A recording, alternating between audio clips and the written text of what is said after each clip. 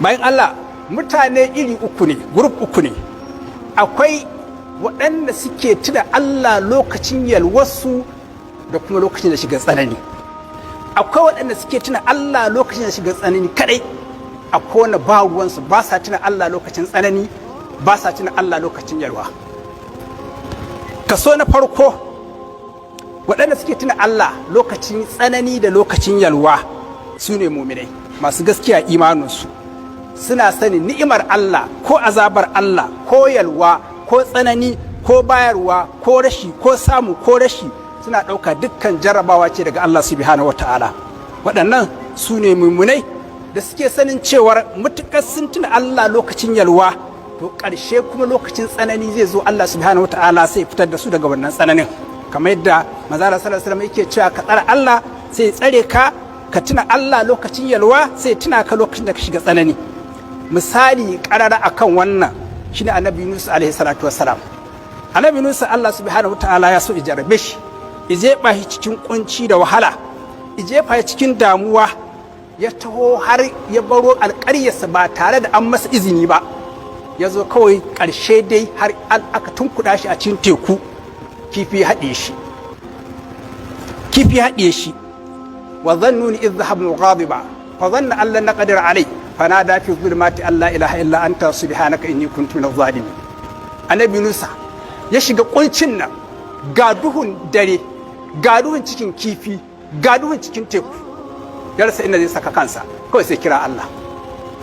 Allah ilaha illa anta subhanaka inni kuntu minaz zalimin. Yace babu wani cancancin bauta Allah sai kai, tsarkinka ya tabbata ina cin masu kuskure wanda suka zalunci kaina da yin abun da na yin kuskure. Dama can Hassan al-Basri ya ce idan kuka kalla annabi Nusu a lokacin ba sallah ce ta tsere da shi ba. Dama can tunda annabin Allah ne ya saba yana aikin kwarai a lokacin yalwa, annabin Allah ne. Lokacin da ya shiga tsanani sai ya tuna Allah, sai kuma Allah ya zai tsere da shi. Shi sa yake cewa aikin kwarai idan bawa ina yi, idan bawa yana aikin kwarai sai ya daga darajarsa. Duk lokacin da ka samu matsala, wannan aikin na kwarai sai ya zama ya tankare ka baka faɗi ba.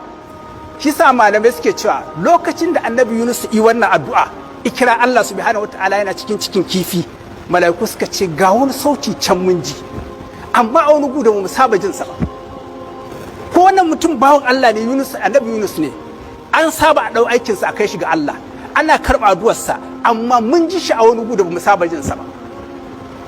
Suna faɗa Allah haka, sai Allah ya ce da shi falawla annahu kana minal musabbihin lalabisa fi batnihi ila yawmi ba'sin. Ba dan dama can annabi Yunus yana cin mutanen kirki ba, Allah ce wallahi da za mu bashi a cikin kifi na hala na alkiyama. Saboda dama can lokacin da yake annabin Allah ya saba tunin lokacin da yake kafin ya fada cin wannan matsala ta kifi, dama mabiyin Allah ne. Saboda haka yanzu da ya shiga wannan musibar, sai Allah subhanahu wataala ya ce albarkacin dama can yana bin Allah subhanahu wataala, ba da haka ba da sai mu bashi a cikin wannan cikin kifin har ranar alkiyama.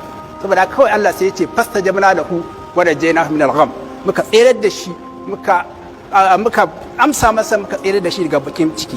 Haka kisosi suke da yawa akan annabi Ibrahim. An hada wuta ganga da ba taba hadawa ba, aka wurga shi, yana cewa hasbi Allah wa ni'mal wakil. Allah ce sai muka ce wutar ya na rukuni bardan wa salaman ala Ibrahim, ce wuta ki zamo sanyi da aminci ga annabi Ibrahim alaihi salatu wassalam. Saboda dama can mabiyin Allah ne, yanzu da ya shiga tsanani ya sake tuna Allah, sai Allah ya bashi mafita.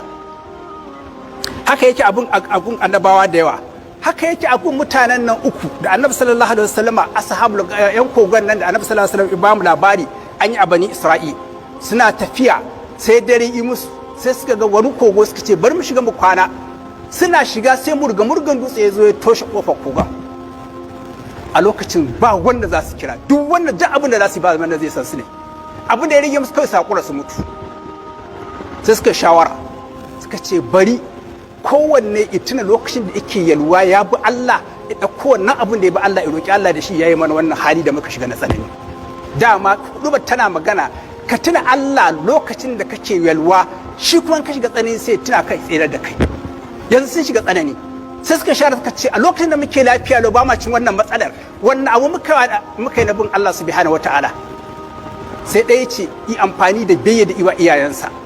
sai ya ce Allah in ka san dan kai ne yake wa iyayena wannan biyayya nake ci da su da kaza da kaza, Allah ka fitar da mu daga wannan musibar. Dutse kawai sai ya dan daga, amma bai isa su fita ba. Su uku ne. Na biyu sai ya ce shi kuma sai ya tuna wani abu da na fasa saba Allah, ya ji tsoron Allah. Sai da ije zai yi shin shirya da wata ƴar uwarsa zai yi zina da ita, ta ya je kaf zai yi, ta ce ka ji tsoron Allah, sai mai kyarketa ta kama sai ji tsoron Allah ya bari, sai ce Allah in ka san dan tsoron ka na bar wannan zira, Allah ka fitar da mu daga wannan bakin ciki. Kawai dutse sai ya sake dagawa. Na uku sai amfani da amana da ya tsare da gaskiyarsa, ici ka san kaza kaza Allah ko wani bawon Allah da ibar dukiyarsa gashi Allah na mai masa da wannan dukiya, Allah in ka san dan kai nayi, Allah ka daga mana wannan dutse ifta mu fita. Dutse kawai sai ya daga suka fita. Saboda haka duk sanda kake sababin Allah kana lafiya lau, to lokacin da ka shiga tsanani Allah subhanahu wataala zai cece ka.